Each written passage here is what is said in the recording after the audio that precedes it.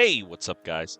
This is Zach B, and today we are reviewing three of the most popular Ark Pokemon mods so you know what to expect and which mods are worth playing. We're starting with Pokemon Evolved 1.78. This was created by Mystic Academy back in June 2017. All links to the mods shown today will be in the description below. Now, spawning in, we immediately start looking for Pokemon. Our goal for these mod reviews is to cover taming, breeding, building, dino leveling, abilities, and if the mod is worth playing. Now, the first exciting thing about this mod is that there are additional engrams that have been added to the game. Let's craft them up and take a look. Some of these engrams you can craft as soon as you have the necessary resources. And some of the engrams you need to level up before crafting. However, not all of the items worked for me when I tried to place them. So make sure to keep that in mind. We've got Pokemon Puff's vending machine, Pokemon purchasing terminal, the Pokemon trading machine, the healing terminal, and then the Pokemon storage PC.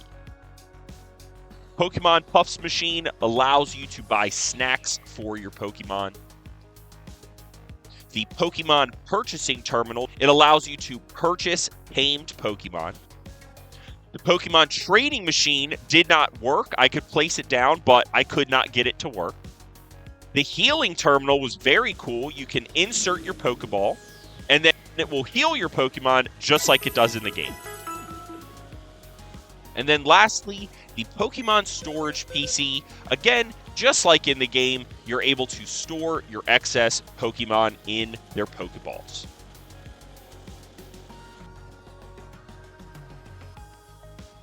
Now, for some of these machines, there is an in-game currency that you will need to use them.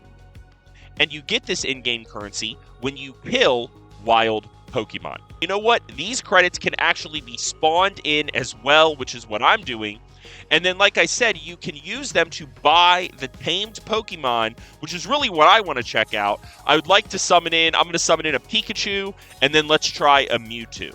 This gives us access to Pokemon that are otherwise either really rare or don't necessarily spawn naturally on the map. Now, the next thing we're going to take a look at is the taming.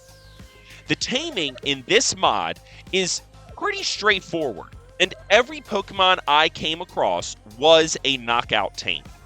Now, as you can see, their preferred taming foods are listed on the left-hand side, and they're pretty much the same foods you usually use to tame your dinos in the game. Veggies, berries, meat, kibbles, etc.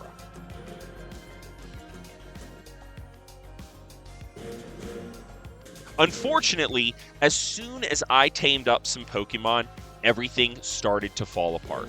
All of these Pokemon are rideable. However, that doesn't do much for you. The majority of them have one basic attack, and some pretty disappointing battle animations to go along with it. On top of that, most of the Pokemon crash or glitch your game, especially once you use them. More than one time, I needed to completely restart the game just to use my character again. I did check Steam and saw that this mod hasn't been updated since June 2020, so that makes sense. But on a more positive note, guys, there is a huge selection of 300 plus different Pokemon to capture, with a pretty robust storage system to go along with it, at least when it's working. I think the Pokeball storage system was really the best part of the mod. Being able to throw out your Pokemon or being able to pick them up with the Pokeball was legit a lot of fun. I also wanted to check to see if you are able to breed, and believe it or not, guys, you are able to breed, but you cannot imprint and boost the babies at all. I also checked, and your Pokemon are unable to evolve. So what you tame is what you get. In summary, this mod feels unfinished and is barely playable a lot of the time. There were some highlights, but this is not Pokemon mod I would recommend playing. Let's see if the second mod is any better.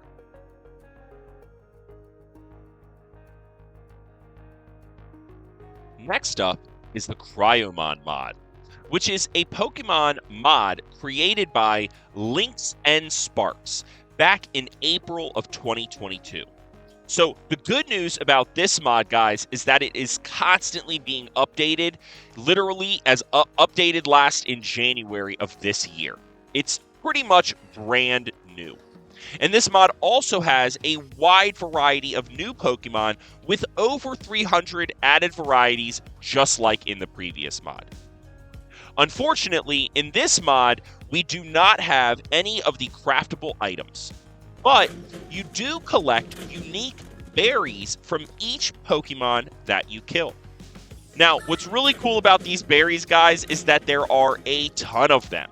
And these berries are actually what you need to tame your wild Pokemon. There are, like I said, over 30 plus berries. It was actually, I don't even think I found enough berries because I only ended up taming up 2 to 3 Pokemon with berries. But once you have the preferred taming berry, it's actually really, really easy. And I guess part of the fun of this mod is finding the berries so that you can tame that Pokemon that you really, really want. And there are tons of them to go after. Now, once you have your Pokemon tamed, you can ride them. But you basically become the Pokemon. Each Pokemon has 1 to 2 attacks and has some pretty unique animations to go along with it, especially in comparison to the last mod. So, using the Pokemon, attacking with them, running with them, even jumping, they actually have some movement that feels pretty useful and overall at least a little bit closer to finished. As far as leveling up the Pokemon, it levels up the same way as any other Ark Dino, but most dinos do have the ability to change their type. You can see here, it has the ability to terrestrialize, which basically, I guess, changes it from a normal Pokemon to water or fire or electric or some other type, main type of Pokemon. It also has a Shinify option. I couldn't get that to work. Maybe that's something that comes later or something that I didn't necessarily unlock, but still a very cool feature. Overall, the Cryomon mod was an unexpected surprise, and I enjoyed it a lot. It ran smooth, and it didn't really glitch, other than after you tamed the Pokemon, they didn't want to get up right away, but again, it still worked after you used their attack.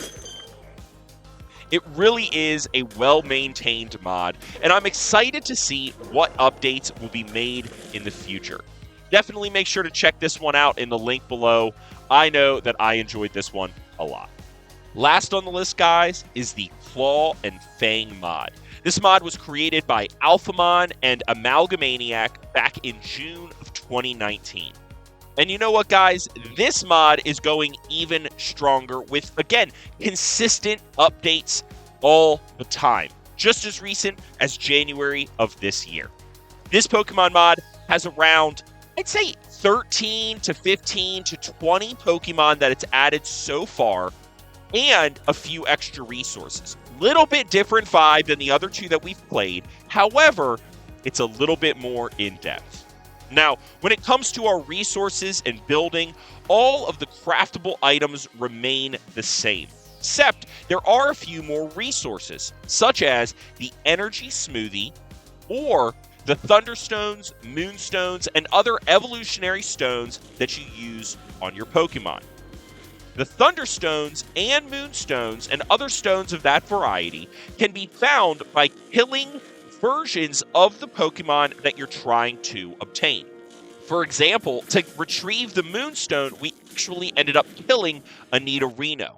We will end up using that Moonstone on our own Nidorino to transform ours into a Nido Queen or Nido King.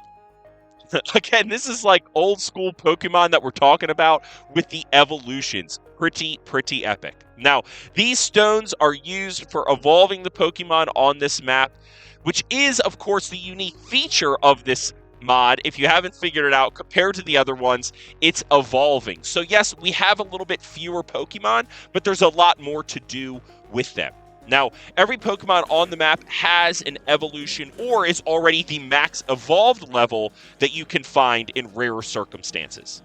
The taming in this mod is pretty normal. So to get these Pokemon, guys, we're going to knock out tame each dino, and it again has its preferred foods, but just regular stuff, berries, meat, kibble. Again, I used a mod for the spyglass to actually see which foods that it needed, but again, it's pretty basic stuff.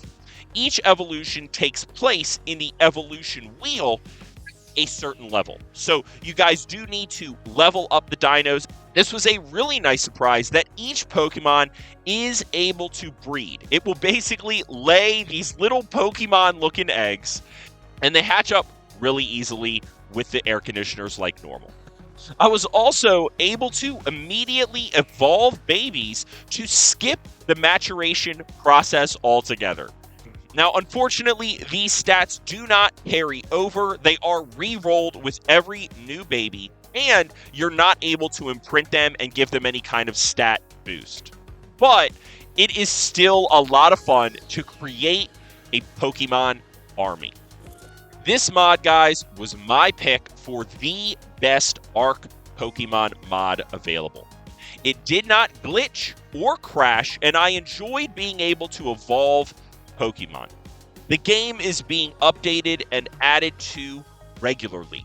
I would recommend checking it out. Make sure to find the link below. Guys, I really appreciate you hanging out with me. Make sure to hit the like button, smash the subscribe button, and let me know which mods you want me to review in the comments below. I'll see you guys in the next one.